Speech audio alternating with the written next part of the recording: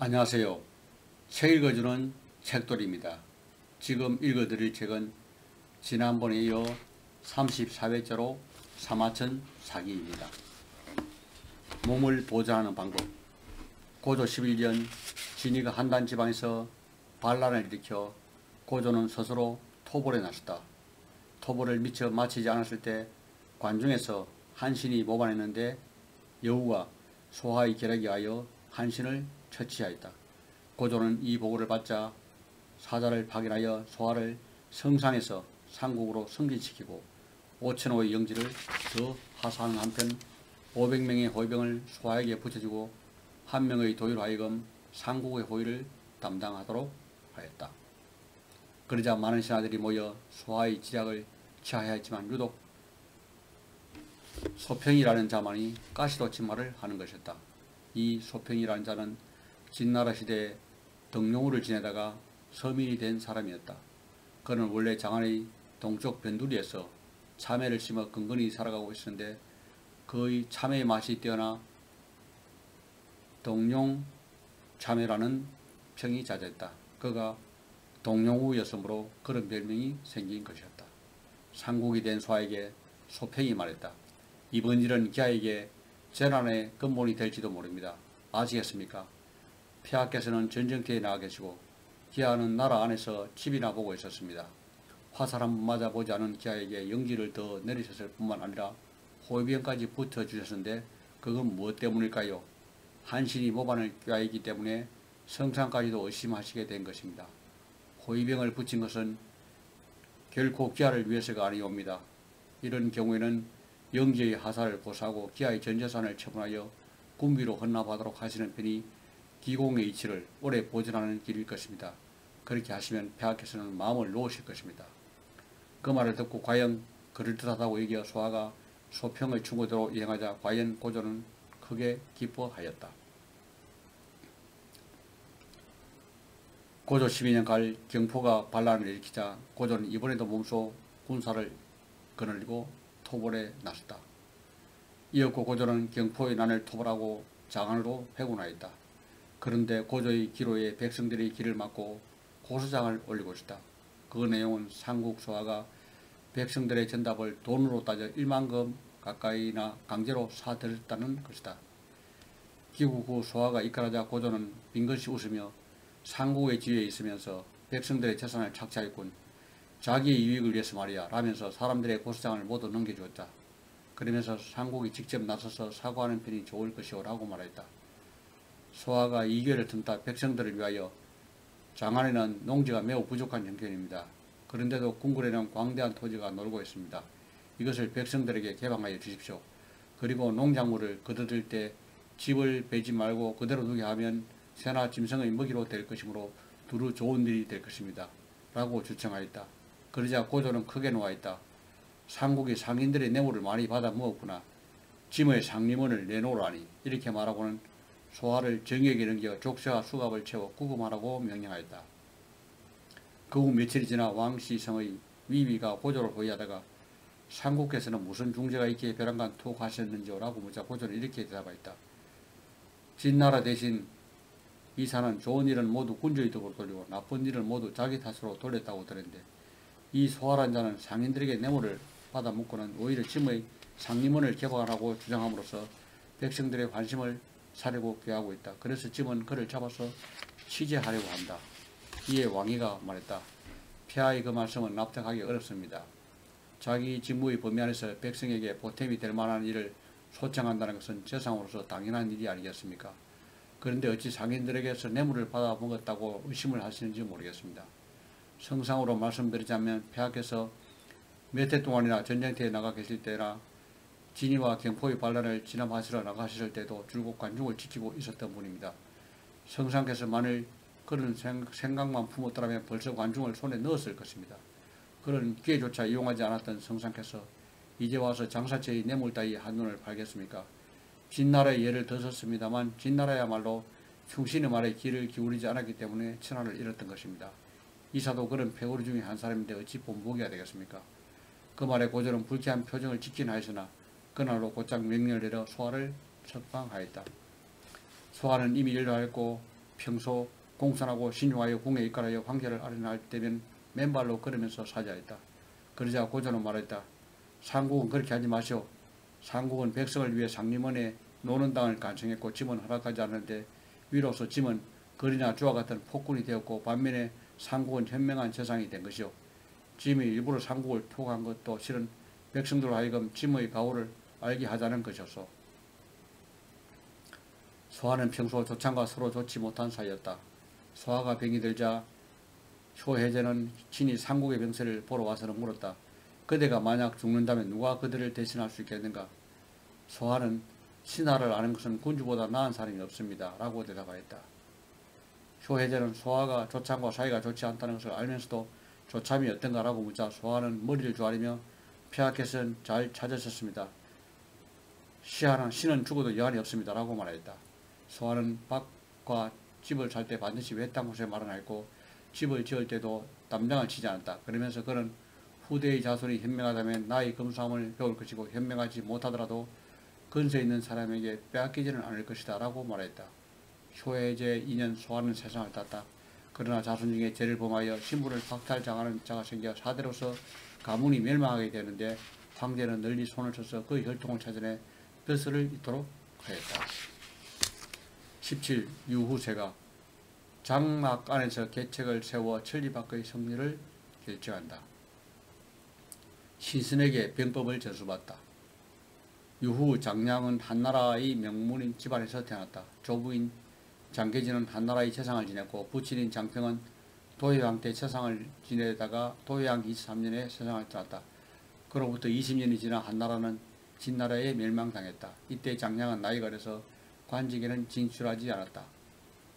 한나라가 멸망할 당시 장량의 집안은 부리는 사람이 300명이나 될 정도로 큰 가문이었는데 그때 장량은 그 많은 재산을 아낌없이 처분하면서 각지의 소문난 자객들을 모아들였다. 그 이유는 그의 조부와 아버지가 5대에 걸쳐 재상을 지냈던 한나라를 다시 일으키기 위해서 진시황을 남살하고 조상의 원수를 갚는 데 있었다. 장량은 일찍이 회양에서 예의를 배웠다. 또 동의에 가서 청해군을 만났으며 대역사를 구하여 그에게 무게 120근의 철추를 만들어줬다. 그 뒤 시황제가 동방을 순행한다는 소식을 듣자 그는 자객과 함께 방향사에서 철추를 시황제의 수레를 향해 던졌다. 그러나 철추는 빗나가 시종들이 탄 수레에 맞았다. 시황제는 크게 노하여 범인을 찾아내기 위해 전국에 대대적인 수색령을 내렸다. 그리하여 장량은 이름도 바꾸고 모수도 변장을 한 채 멀리 합의까지 도망치게 됐다.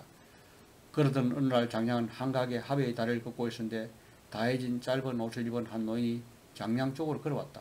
그 노인은 일부러 자기 신을 벗어 다리 밑으로 떨어뜨리고 돌아와서 장량에게 말했다. 이봐 어린 친구, 내려가서 저것 좀 주워오게. 장량은 크게 놀라 한 대 때리려고 하다가 상대가 노인이므로 꾹 참고 신발을 주워왔다. 노인에게 신을 주려 할 때 노인은 또 신발을 신겨라고 말하였다. 장량은 이미 꾹 참고 신을 주워왔으니 한 번 더 참자고 생각하여 무릎을 꿇고 노인에게 신을 신겼다. 노인은 발을 내뻗어 장량으로 하여금 신을 신기게 하고는 빙그레 웃고는 가버렸다. 장량은 어이가 없어 쳐다만 보고 있었다. 그러자 1, 2남짓 걸어갔던 노인이 다시 되돌아와 장량에게 말했다. 어린 친구가 가르치를 안하군. 닷새 후 새벽에 여기 와서 나와 만나자. 장량은 그 노인이 매우 귀하다고 느끼고 무릎을 꿇으면서 네 하고 대답했다. 닷새 후 새벽에 장량이 약속 장소에 가는데 그 노인이 이미 와있다가 크게 화를 내며 말했다. 노인과 약속해놓고 어찌 늦는다는 말인가. 노인은 아무렇지도 않다는 듯 훌쩍 떠나며 닷새 후 새벽에 다시 한번 오라 말하였다. 닷새 후 장량은 천 딱 꾸는 소리와 함께 그곳에 나타났다. 그러나 이번에도 역시 노인이 먼저 왔다. 노인은 또 화를 내며 왜 또 늦었냐라며 또 아무렇지도 않다는 듯 떠나며 닷새 후 다시 좀 빨리 오너라 라고 말했다. 닷새 후 장량은 한밤중에 그것으로 갔다. 잠시 후에 나타난 노인은 기뻐하면서 마땅히 이래야지 라고 말하고는 책 한 권을 꺼내었다. 이 책을 공부하면 제왕의 서성을 할 수 있다. 10년 이후에는 곧 성취가 있겠다. 13년 후에 제국에 와서 나를 만나라. 곡성산 아래에 있는 황색바위가 바로 나이니라. 말을 마치자 노인은 다른 말은 하지 않은 채 곧 사라졌고 이후 그 노인을 다시 볼 수 없다. 날이 밝은 뒤 장량이 노인이 준 책을 보니 태공병법이었다. 장량은 그 내용에 흠뻑 빠져 항상 그의 머리맡에 놓고 읽게 되었다. 그는 합의에 머무르며 임해보로 살았다. 항우의 숙부 항백이 살인사건을 저질렀을 때 장량이 그를 숨겨 보호해 준 것도 그 무렵의 일이었다. 군령의 장막 안에서 계책을 세워 천리밖의 승리를 결정한다. 그로부터 10년이라는 세월이 지났다. 진나라 만립에 진성이 반란을 일으켰을 때 장량도 젊은이 100여 명을 거느리고 있었다. 그 뒤 경구가 자립하여 유에서 초나라 과왕이 됐을 때 장량도 이에 가담하여 우연히 패공을 만나게 되었다. 패공은 당시 수천 명의 군사로 합의의 서쪽 일대를 공략하는 중이었다.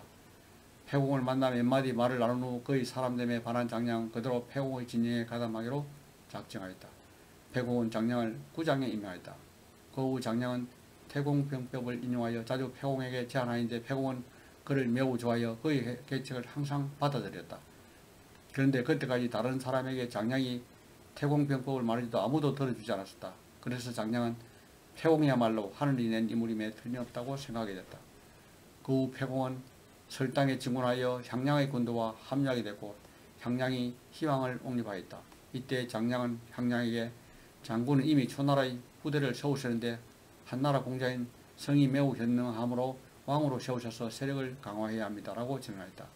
향량은 장량으로 하여금 한성을 찾도록 하여 성을 한왕으로 옹립하고 장량을 한나라의 사도로 임명하였다. 장량은 한왕과 함께 천여 명의 군사를 이끌고 한나라의 옛땅을 공략하여 여러 성을 함락시켰는데 얼마 지나지 않아 뒷나라의 도로 빼앗기고 말았다.